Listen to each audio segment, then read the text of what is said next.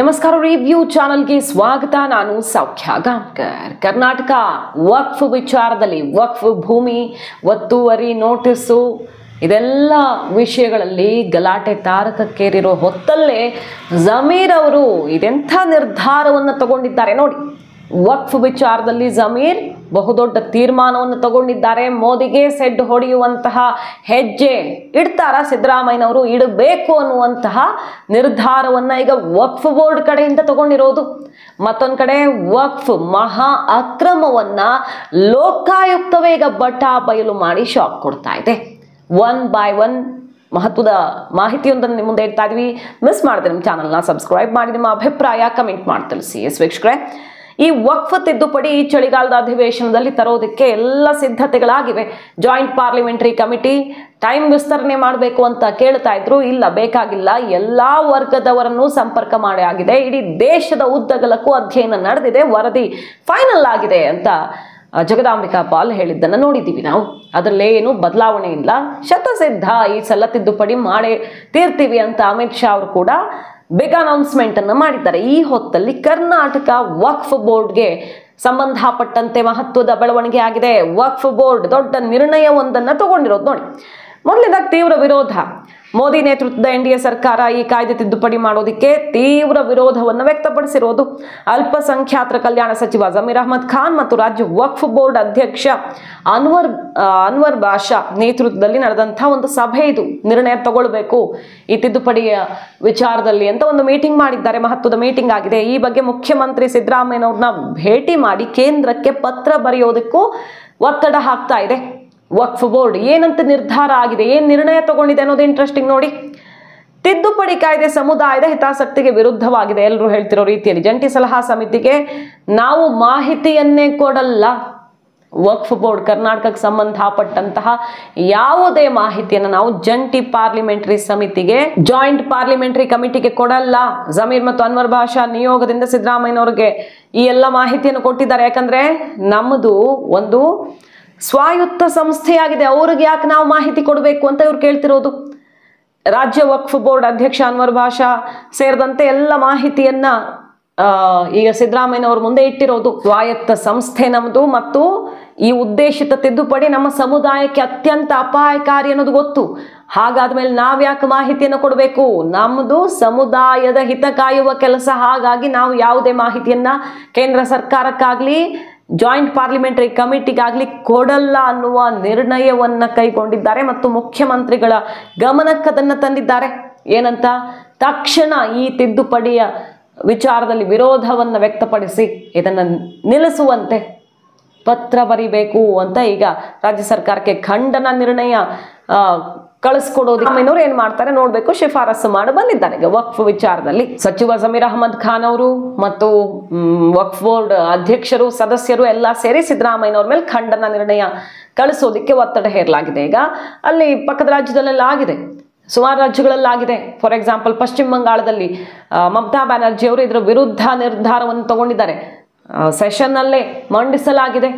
ಇಂಥದ್ದೆಲ್ಲ ನಡೀತಿದೆ ದೇಶದಲ್ಲಿ ವಕ್ಫ್ ವಿರುದ್ಧ. ಕರ್ನಾಟಕದಲ್ಲೂ ಕೂಡ ನಾವು ಮೋದಿ ಕೇಳಿದ್ರೆ ಮಾಹಿತಿಯನ್ನೇ ಕೊಡಲ್ಲ ಅನ್ನುವಂಥ ನಿರ್ಣಯವನ್ನ, ಅಂದ್ರೆ ಸರ್ಕಾರಕ್ಕೆ ಕೊಡಲ್ಲ ಅನ್ನೋ ನಿರ್ಣಯವನ್ನ ಜಮೀರ್ ಅಹ್ಮದ್ ಖಾನ್ ನೇತೃತ್ವದಲ್ಲಿ ತಗೊಂಡಿರೋದು. ಇತ್ತ ವಕ್ಫ್ ಬೋರ್ಡ್ನ ಅಕ್ರಮವನ್ನ ಬಯಲು ಮಾಡಿದ ಲೋಕಾಯುಕ್ತ ಇದನ್ನ the file investigation with documents ಬಯಲು ಮಾಡಿರೋದು. ಏನೇನಾಗಿದೆ, ಲೋಕಾಯುಕ್ತ ವರದಿಯಲ್ಲಿ ಏನು ಬಂದಿದೆ, ಯಾಕೆ ಈ ತಿದ್ದುಪಡಿ ಅಥವಾ ಪಾರದರ್ಶಕತೆ ತರೋದನ್ನ ವಿರೋಧಿಸ್ತಿದ್ದಾರೆ ಅಂದ್ರೆ ಇಲ್ಲಿ ಬಣ್ಣ ಹೊರಗಡೆ ಬರುತ್ತೆ ನೋಡಿ.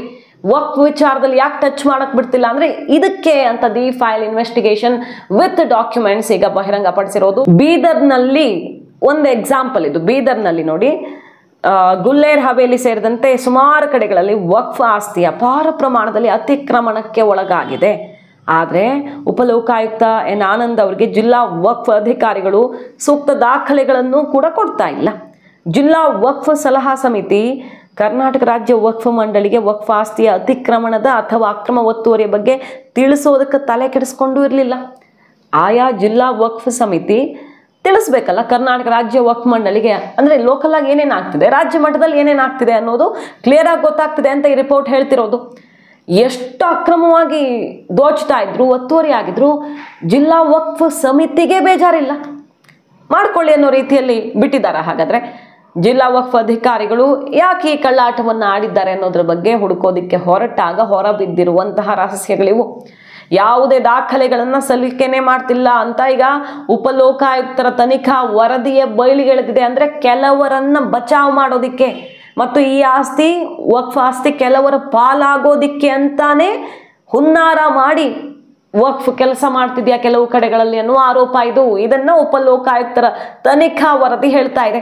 ಬೀದರ್ ತಾಲೂಕಿನ ಹಲವು ಗ್ರಾಮಗಳಲ್ಲಿರುವ ವಕ್ಫ್ ಆಸ್ತಿಯನ್ನ ಸಂರಕ್ಷಿಸಬೇಕಿದ್ದ ಕರ್ನಾಟಕ ರಾಜ್ಯ ವಕ್ಫ್ ಮಂಡಳಿ ಕೆಲವು ಅಗತ್ಯ ವ್ಯಕ್ತಿಗಳಿಗೆ ಅಂದ್ರೆ ದೊಡ್ಡವ್ರಿಗೆ ಅನಗತ್ಯವಾಗಿ ರಿಯಾಯಿತಿ ಕೊಟ್ಟಿರೋದು, ನಿಯಮ ಬಾಹಿರವಾಗಿ ವಕ್ಫ್ ಆಸ್ತಿಯನ್ನ ಅವ್ರಿಗೆಲ್ಲ ಧಾರೆ ಎರೆದು ಕೊಟ್ಟಿರೋದು ಮಾತ್ರ ಈಗ ಅಚ್ಚರಿಗೆ ಕಾರಣ ಆಗಿದೆ. ಉಪಲೋಕಾಯುಕ್ತರ ತನಿಖಾ ತಂಡ ಇದನ್ನ ಬಟಾಬಯಲು ಮಾಡಿದೆ ವಿತ್ ಡಾಕ್ಯುಮೆಂಟ್ಸ್. ಈಗ ದಿ ಫೈಲ್ ಇದನ್ನು ರಿಪೋರ್ಟ್ ಮಾಡಿರೋದು. ಸೊ ಯಾಕೆ ದೊಡ್ಡವರು ವಕ್ಫ್ ತಿದ್ದುಪಡಿ ಬೇಡ ಅಂತ ಬಾಯಿ ಪಡ್ಕೊಳ್ತಾರೆ ಅಂದ್ರೆ ಇದಕ್ಕೇನಾ?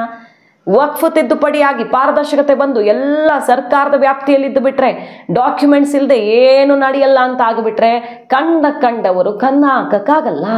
ಈಗೇನಾಗುತ್ತೆ, ವಕ್ಫ್ಗೆ ಪರಮಾಧಿಕಾರ ಇದೆ, ಹಲವು ಆಸ್ತಿಗಳನ್ನ ತನ್ನದು ಅಂತ ಹೇಳ್ಕೊಂಡ್ಬಿಡುತ್ತೆ. ಆ ಹಲವಲ್ಲಿ ಕೆಲವನ್ನ ತಮ್ಮ ಬುಟ್ಟಿಗೆ ಹಾಕೊಳ್ಬಹುದು ಅಂತ ದೊಡ್ಡ ರಾಜಕಾರಣಿಗಳು ಉಪಾಯ ಮಾಡಿದ್ದಾರೆ ಅನ್ನೋದನ್ನ ಅನ್ವರ್ ಮಾಣಿಪ್ಪಾಡಿ ರಿಪೋರ್ಟ್ ಕೂಡ ಖಚಿತಪಡಿಸಿತ್ತು.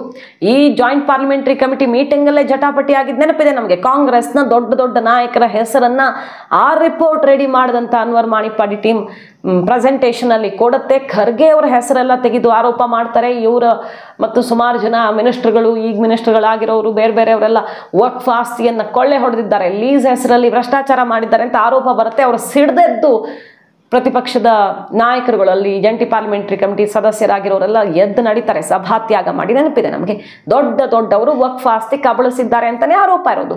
OIC ಮೇಲೆ ಸಾವಿರ ಕೋಟಿ ವಕ್ಫ್ ಆಸ್ತಿ ಕಬಳಿಸಿರುವ ಆರೋಪ ಇದೆ. ಈಗ ಈ ತಿದ್ದುಪಡಿ ಆಗಿಬಿಟ್ರೆ ನಾವು ನೋಡಬಹುದು ಈ ಎಲ್ಲ ಆಸ್ತಿಯನ್ನು ಮುಟ್ಟುಗೋಲು ಹಾಕೊಳ್ಳುತ್ತೆ ಸರ್ಕಾರ, ದಾಖಲೆ ಇಲ್ಲದೆ ಇರೋದನ್ನ. ಮತ್ತು ಯಾರ್ಯಾರು ಕೊಳ್ಳೆ ಹೊಡೆದಿದ್ದಾರೋ ವಕ್ಫ್ ಆಸ್ತಿಯನ್ನ ಅವ್ರಿಗೂ ತಕ್ಕ ಶಾಸ್ತಿ CBI ಅಥವಾ ED ಮೂಲಕ ಆಗಬಹುದು. ಅಕ್ರಮ ಹಣ ವಹಿವಾಟು, ಅಕ್ರಮ ಆಸ್ತಿ, ಮತ್ತೊಂದು ಎಲ್ಲದಕ್ಕೂ ಕಡಿವಾಣ ಹಾಕೋಕೆ ಕೇಂದ್ರ ಸರ್ಕಾರ ತಯಾರಿ ಮಾಡ್ತಿದೆ.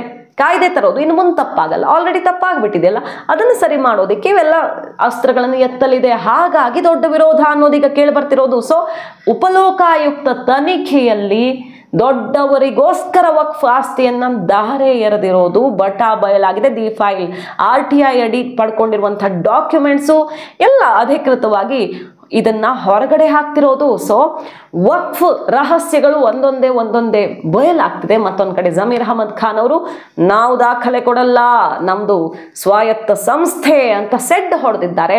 ಮೋದಿ ಸರ್ಕಾರಕ್ಕೆ ಕಾದ್ ನೋಡೋಣ. ಮಾಹಿತಿ ನಿಮ್ಗೆ ಇಷ್ಟ ಆಗಿದ್ರೆ ಮಿಸ್ ಮಾಡಿದ್ರೆ ನಮ್ಮ ಚಾನಲ್ನ ಸಬ್ಸ್ಕ್ರೈಬ್ ಮಾಡಿ, ನಿಮ್ಮ ಅಭಿಪ್ರಾಯ ಕಮೆಂಟ್ ಮಾಡಿ ತಿಳಿಸಿ. Thank you.